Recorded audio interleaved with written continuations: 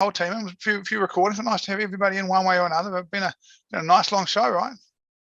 Yeah, mate. Yeah, out of football final season and into that little, I don't know, it's like a hiatus, isn't it, between rugby league and cricket? Mate, Rugby union cricket.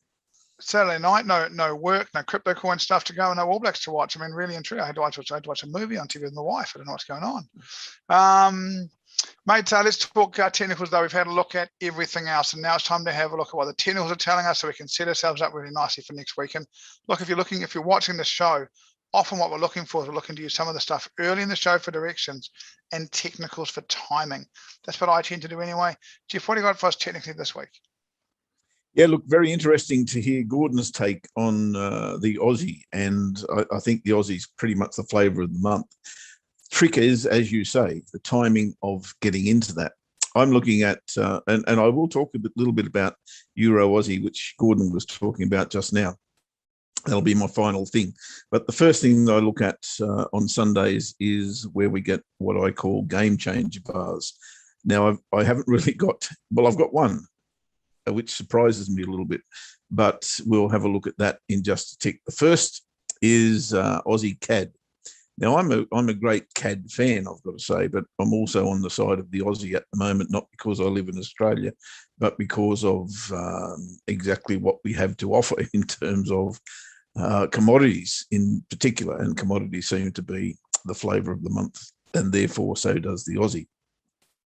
So when I look at this chart, Aussie CAD, and yes, I do understand that oil is going that away, and that tends to drag the CAD with it, but technically, that's what we're talking about. And technically, we're at the bottom of range here on Aussie CAD. But if we go a little bit wider, you can see that range is quite significant because of the previous support at this level, which is around about 190, 145, as I've got it, represents. If you want to be, I won't say abstract, but I will say creative. You can probably see a left shoulder here and a head and a right shoulder as well. So I'm very much of the opinion that we're going to see this week.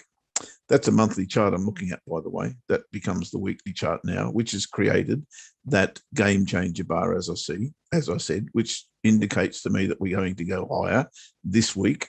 And that's what I'll be looking for. So daily chart, I need to see something a little bit clearer than what I'm seeing at the moment, despite the fact that we have had a clear break of the resistance trend line and a failure to go below that.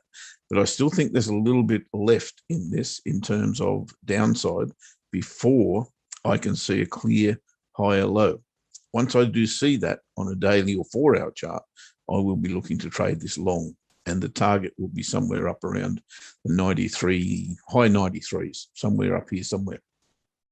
So that's Aussie CAD. That's the first of our game changer bars. The second of our game changer bars, which is the one that's secretly surprising to me, is this one, Aussie Kiwi. Not that I didn't expect the Kiwi to rally, because you'd have to expect the Kiwi to rally, given that we now have an interest rate differential. That's very, very clear between the Aussie and the Kiwi, but between the Kiwi, and just about every other currency pair. So you would expect the Kiwi to rally. The strength of that rally and the length of that rally is the question. And here I see something that's very, very interesting. What we have on the weekly chart is a clear rejection of the weekly trend line. We've got a clear rejection of this horizontal level, 105.60 odd. But then I go to the monthly chart and I see a game changer bar on that chart. This one is really, really interesting to me. And if I go a little bit wider still, I see a clear base, and the latest of that base is a double bottom. And now I've got a clear higher low. So this one's really confusing. I've got to say, I'd have to go with the game changer bar for the week and trade it down to the monthly pivot. So I think that's probably the way I would look to go in the short term. I don't want to trade that bar but I would like to see a pullback on a daily chart, maybe back to last week's weekly pivot or these highs back here, something like that.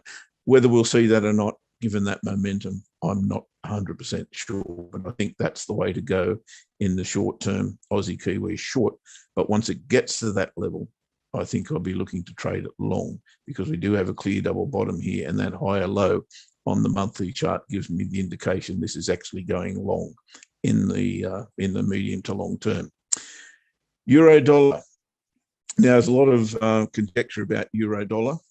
This is not something that I'm really keen to look at, because I'm a massive person that I hate the US dollar. I think it's junk, really, and doesn't deserve its status in the world. But that said, we have a very, very clear picture here, in my opinion, that says we are at a support level on euro US dollar. We've tried to break out of that level. We failed. We've tried to break out of that level. Are we going to fail again? It's 116 just about, as I recall. Yeah, 115.98 as I've got it. This looks to be a bounce point to me. Getting into that is problematic at the moment, because we've had a big breakdown of, let me say, that trend line. I'll say a trade line for me, but that's a very, very dominant break of that trade line. I'd love to have seen a pullback to it to actually get short here. I can't go short right now, because the longer term picture is showing me that this has to go long. But then I look at this, and I've got a big double top, and I've got a clear lower low, and I've got a clear lower high. So this is suggesting to me, short term at least, that we are going short. So not as clear as you might think that this is at a support level. I want to see a retest of that broken trend line, and then I would look to trade this short to medium term. Two more to go, and these are the ones that I think are probably the best, apart from Aussie CAD. I think Aussie CAD is a good conveyance long, but CAD yen, and I know it's really easy to go, okay, the yen is the weakest water, and you can trade just about everything against it. But if you look at the bigger picture on CAD yen, it has now broken long-term resistance, which has been supported in the past. I think this has got real prospects to go higher. Getting into it again is the tricky part. Weekly chart is showing us 1, 2, 3, 4 for 4 weeks, 5 weeks in a row. You've got to see some pullback, but I think this is a wonderful, wonderful opportunity to trade this long term. You just need to see some. Buy the dips is what I'm saying. Anything that dips here, I think, is a buying opportunity on CAD yen. And finally, Euro Aussie, which is what Gordon was speaking about before. Exactly the same category, I think, as CAD yen. This is now broken down long-term support, and any rally here is a sell, in my humble opinion. How do we find that?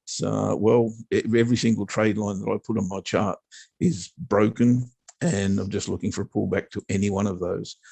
This one, daily chart's a little bit problematic. It's got to come back a fair way, but weekly chart, I think this time next week, if I saw a rally, I'd certainly be looking to trade that. But I don't know that I'm going to get that opportunity, because it's so bearish. Any rally here, in my humble opinion, gives me a selling opportunity. So that is the way I'm looking at it, mate. There's some very, very clear breaks of support and resistance, and I'll be looking to take advantage of those over the coming week. Looks like another really good trading week lies ahead, Geoff. Thank you very much for that, and to the team. Cheers, thank you, Geoff. It is, and to the team, thank you very much. It is great to have the whole team in, be it live or recording. It is nice to have you guys all taking part. If you're a trader and you've watched that, remember you can now wait for the recordings to come out. I'll be cutting this up and doing the small section recordings going forward. So if you watch the whole thing and you're not quite sure, you want to have a look at Ash or want to have another look at somebody else, you can do that. Remember, if you want to catch Ash and Geoff Trading Buddies show is on YouTube. You can catch it on the Telegram channels for all the times for that. In the meantime, guys, have a good week. Remember, stay calm and make good decisions. And if you do that, it will all work out over time. Cheers, everyone. Have a good night. Thanks for joining us today. Thanks to the team. Thanks to Mai.